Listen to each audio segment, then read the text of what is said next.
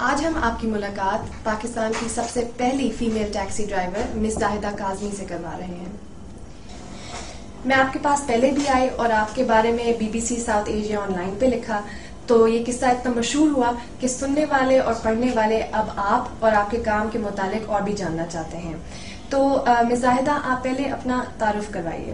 میرا تعلق جو ہے فرنٹیئر سے ہے اور میری تعلیم جو ہے میٹرک ہے۔ میں جس علاقے سے بلانگ کرتی ہوں وہاں کے لوگ کو باہر نکلنا بھی برا سمجھا جاتا ہے۔ تو آپ نے ٹیکسی ڈرائیور بننے کا کیوں اور کیسے فیصلہ کیا؟ کہ پاکستان میں سب جگہ عورتیں موجود ہیں، نرسیں دیکھ لیں، ٹیچر دیکھ لیں، سیکرٹریز دیکھ لیں، یہ سارے پیشے میں عورتیں موجود تھیں۔ یہ ایک واحد پیشہ تھا جس میں کوئی عورت نہیں تھی، تو میں اس میں آ کے تو ایڈونچر ہی سمجھ لے میں نے کیے۔ آپ کے 6 بچے بھی ہیں جی، تو اور آپ ٹیکسی بھی چلاتی ہیں، تو یہ دونوں کام آپ کیسے کرتے ہیں؟ شروع میں یہ تھا جی کہ میں لانگ کے متعلق کچھ نہیں جانتی تھی کہ جی دور بھی جاتے ہیں لوگ ٹیکسی ڈرائیور، تو لوکلی میں اپنی مزدوری کر لیا کرتی تھی۔ امریکن ایمبیسی تک لوگوں کو لانا لے جانا، یا صدر تک یا اسلام آباد تک لانا لے جانا۔ تو جب میرے بچے چھوٹے تھے تو پھر میں یہ کرتی تھی کہ صبح ارلی مارننگ جو 4 بجے میں نکلتی تہجد پڑھ کے میں نکل آتی تھی، تو 8 بجے پھر میں واپس موو کرتی تھی گھر کی طرف۔ 2-4 پھیرے جو میں نے لگائے پھر میں گھر کی طرف موو کرتی، پھر بچوں کو تیار کر کے اسکول بھیجتی تھی۔ پھر جو 4 گھنٹے درمیان میں گیپ آتا تھا پھر میں اپنی مزدوری کرتی، پھر میں اسکول ٹائم سے تھوڑی دیر پہلے میں پہنچ جاتی۔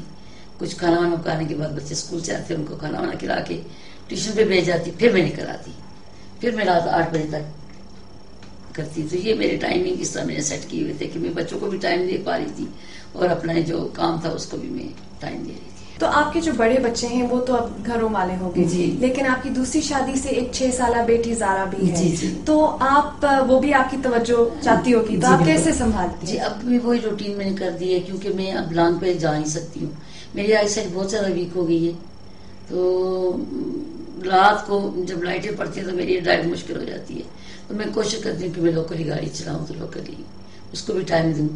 اچھا، آپ 19 سال سے ٹیکسی چلا رہی ہیں؟ 25 سال سے جی۔ تو آپ کے ساتھ کوئی ایسے واقعہ یا کوئی ایسے واقعات ہوئے جو آپ کو جس نے آپ کو پریشان کیے ہو؟ ایک حادثہ یہ ہوا تھا کہ میں گھر سے نکلی تھی ٹینچ باٹا کے لیے جہاں میں رہتی تھی، تو PC ہوٹل کے پاس میں آئی تو ایک مرد اور ایک عورت نے مجھے لفٹ مانگی میرے سے، تو مجھے کہا کہ ہم نے جانا ہے ادھر گرجا روڈ پہ، تو میں نے ان کو کہا کہ رات بہت ہوگی ہے تو میں اس سائڈ پہ نہیں جاتا کیونکہ ویران روڈ ہے تو حادثے ہوتے ہیں، تو میں نے کہا کہ جی نہیں ہم دونوں میاں بیوی آپ کو ہم کوئی ایسے لگتے ہیں، لیکن مجھے کچھ تھوڑا سا ڈاؤٹ ہو گیا تھا کہ اتنی دیر میں یہ لوگ اس طرف جا رہے ہیں تو کیوں جا رہے ہیں، لیکن اللہ پہ توکل کر کے جو بات کی جاتی ہے اللہ پاک اس کا سامان ہوتا ہے، تو میں چل پڑی۔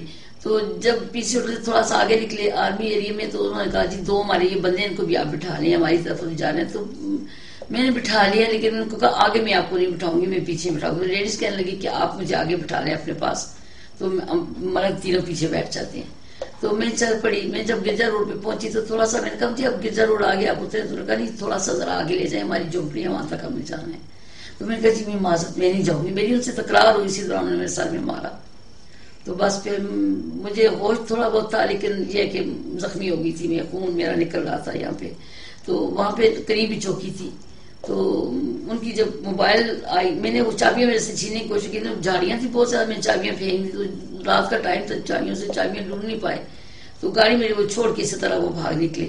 تو یہ تو کافی خوفناک واقعہ ہے، لیکن دوسرا واقعہ یہ ہوا تھا کہ شام کا ٹائم تھا، تو یہ ہوتا تھا اکثر کہ 6 بجے والی فلائٹ چیک کر کے گھر واپس چل جاتی تھی، تو اس دن ایسے ہی پتہ نہیں کچھ میرے نصیب میں کوئی اللہ پاک نے کچھ کرنا تھا، تو میں بیٹھی رہی، تو اتنے میں 2 پٹھان آئے، تو ان کے ہاتھ میں بیگ تھے جیسے کراچی سے لوگ آتے ہیں، تو انہوں نے کہا جی گاڑی چاہیے، تو سب ڈرائیور نے کہا کہ ہم تو نہیں جاتے، ہم تو لانگ پہ جانا ہے، رات کے ڈرائیور ہیں، تو میڈم آپ چلے جائیں جاتے جاتے اسلام آباد کی ایک سواری چھوڑ دیں۔ میں نے کہا جی کہاں جانا ہے، انہوں نے کہا جی F8 جانا ہے یا I8 کہا تھا انہوں نے، تو وہ پشتن سپیکنگ تھے، تو جیسے ہی گیٹ سے باہر نکلے ہم لوگ ایئرپورٹ گیٹ سے، تو پشتوں میں ایک دوسرے کو کہتے ہیں کہ یہ تو خزے ہے، عورت ہے، تو ہم تو اس سے آسانی سے گاڑی لے لیں گے، تو کوئی مسئلہ نہیں ہے، ہمیں کوئی چیز استعمال نہیں کرنی پڑے گی، اس کو تو ہم ڈرائیں گے تو یہ گاڑی چھوڑ جائے گی۔ میں تو پشتو سمجھتی تھی، تو میرا سگنل آتا ہے وہاں پہ، میں نے کہا جی بھائی وہ میں تو اپنے کاغذات گاڑی کی بھول آئی ہوں، تو میں جاؤں واپس گاڑی، کہتا کوئی بات نہیں ہم ساتھ ہیں، میں کہا نہیں بھائی گاڑی کے کاغذ ضروری ہیں کیونکہ اسلام آباد میں چیکنگ ہوتی ہے، تو وہاں پہ گاڑی بہت ضروری ہے کاغذات، تو وہاں سے میں ٹرن لی تو عمر یار صاحب آج کل ایس پی اسلام آباد ہے. میں نے ان کے پاس آ کے گاڑی روکی تو میں نے ان کو کہا جی یہ بندے ایسے ہیں کو چیک کریں. تو وہ چیک کیا تو ان کے پاس پلیٹ فارم بھی تھا, ایک خنجر بھی تھا, رسی بھی تھی اور ایک بوری بھی تھی, تو وہ پکڑے گئے. تو آپ نے اتنی بہادری کا مظاہرہ کیا ہے, لیکن اس کے باوجود آپ نے کبھی یہ سوچا کہ آپ اپنا شعبہ بدلیں؟ نہیں جی, کبھی بھی نہیں. دیکھیے جی, بات یہ ہوتی ہے کہ محنت کریں گے تو کچھ آپ کو ملے گا. آپ بتائیے کہ ٹیکسی چلانے میں کیا مشکلات ہوتی ہیں؟ ویسے تو آپ نے اپنے واقعات بتائے ہیں, لیکن ایک عورت ہونے کی حیثیت سے اور کیا مشکلات ہیں؟ جہاں پہ آپ کام کر رہے ہیں وہاں پہ اگر میجارٹی مردوں کی ہے تو ایک فیمیل عورت کچھ بھی نہیں کر پاتی. لیکن میں اس میں یہ کہوں گی کہ میں نے بڑی ہمت کی. اس وقت ہمارے ایئرپورٹ کا جو کرایہ تھا وہ تقریباً 10 روپے فی پھیرا دینا پڑتا تھا ٹیکسی کو. تو میاں نواز شریف اس کو وزیر اعظم تھے, میں نے ان کی گاڑی روکی تھا کہ جرم ہے وہاں پہ گاڑی روکنا. لیکن جیسے ہی میں نے اشارہ کیا تو میاں صاحب رک کے, میں نے ان کو کہا کہ ہم تو 10 روپے پر پھیرا یہاں نہیں دے سکتے, یہ ہمارا معاف کیا جائے. تو میں مشکور ہوں میاں نواز شریف کی کہ میں نے وہ کرایہ معاف کروایا. تو اس کے بعد پھر میں نے اپنی سیاسی, کیونکہ میں سیاست سے میرا تھوڑا سا تعلق پہلے بھی تھا سیاست سے, تو پھر میں دوبارہ. اچھا جی, آپ کو ٹیکسی چلانے میں سب سے اچھی بات کیا لگتی ہے؟ سب سے اچھی بات یہ ہے کہ محنت کر کے اپنی روزی کما رہے ہیں, یہ سب سے اچھی بات ہے. یہ کسی کے آگے بھیک نہیں مانگنی پڑتی. لیکن ایک اور شعبے سے اگر آپ اسے کمپیئر کریں گی جی, تو اس میں کیا خاص بات ہے ٹیکسی ڈرائیونگ میں؟ اس میں خاص محنت بھی اس میں شامل ہے جی, ہمت بھی شامل ہے اور کردار بھی شامل ہے. یہ 3 چیزیں ایسی ہیں کہ جو انسان کو مضبوط بناتے ہیں. اتنے سالوں میں آپ کی گاڑی کبھی خراب بھی ہوئی ہوگی جی, تو آپ اس حالات میں آپ کیا کرتے ہیں؟ اب یہ کہ جب میں نے گاڑی سٹارٹ کی شروع کی تو اس سے پہلے میرا ڈرائیونگ اسکول تھا, تو ٹیکنیکلی جو گاڑی کے فالٹس ہوتے ہیں اس کے بارے میں سمجھتی ہوں زیادہ. جو چھوٹا موٹا نقص ہوتا ہے وہ تو میں خود نکال رہی ہوں, لیکن اگر انجن کا کوئی کام ہو یا انجن کی کوئی بات ہو تو پھر میں مستری کے پاس جاتی ہوں, کام کرواتی ہوں اور پرائرٹی دیتے ہیں مجھے. صحیح. کبھی اگر آپ کو لوگ دیکھتے ہوں گے سڑک پہ رکے ہوئے اور آپ ٹائر بدل رہی ہوں گی تو کیا لوگ رک کے جی ہاں بالکل کرتے ہیں, کی کوشش کرتے ہیں, لیکن میں کسی سے ہیلپ نہیں لیتی ہوں. میں کہتی ہوں کام میں نے کرنا ہے, آج کرنا ہے, آج تو آپ میری ہیلپ کریں گی, اس کے بعد تو مجھے کرنا ہے تو پھر میں خود ہی کیوں نہ اس کو کروں. تو آپ اب پاکستان یلو کیب ایسوسی ایشن کی چیئرپرسن بھی ہیں, تو آپ اس مقام تک کیسے پہنچے؟ یہ بتاؤں کہ میں نے جب شروع میں کام کیے تھے ڈرائیوروں کے لیے, یونیفارم ملا ہو گیا تھا کہ جی ڈرائیور بلو یونیفارم پہنے, تو اس کے لیے میں نے کہا جی غریب لوگ ہیں, یہ کہاں سے یونیفارم بنائیں گے, کیا کریں گے, کسی کی گاڑی اپنی ہے کسی کی نہیں ہے, کوئی کسی کی گاڑی کی قسطیں ہیں. تو یہ چیزیں میں نے معاف کرائی تھی میاں نواز شریف صاحب سے. تو اس وقت سے پھر میں اپنی اسٹرگل شروع کر دی تھی, پھر لوگ مجھے لائک کرنے لگے میرے ڈرائیور. اس شعبے میں اور عورتیں آئیں؟ بالکل آنا چاہیے, لیکن آئی کوئی نہیں ہے ابھی تک کوئی نہیں آئی جی.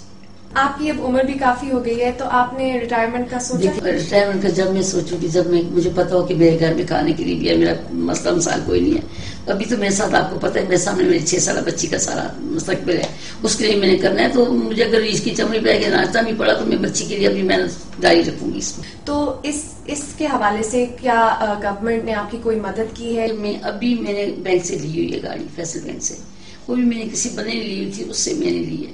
تو اب اس کی قسطیں شارٹ ہیں, وہ ڈیفالٹر ہے وہ گاڑی, اور بینک پکڑنے کے چکر میں اب جو میری جو سب پرابلم ہو رہی ہے یہی ہو رہی ہے کہ بینک پکڑنے کے چکر میں گاڑی نکال نہیں سکتی. میری بچی کی فیس ہے, میرے گھر کا خرچہ, پرابلم میرے ساتھ ہو رہی ہے. تو کوئی بینک تو کہتا ہے کہ 5 لاکھ سم تھنگ کچھ ہے, تو اب کوئی بندہ جو میری ہیلپ کرنا چاہے, میری گاڑی کی قسطیں ادا کر دے.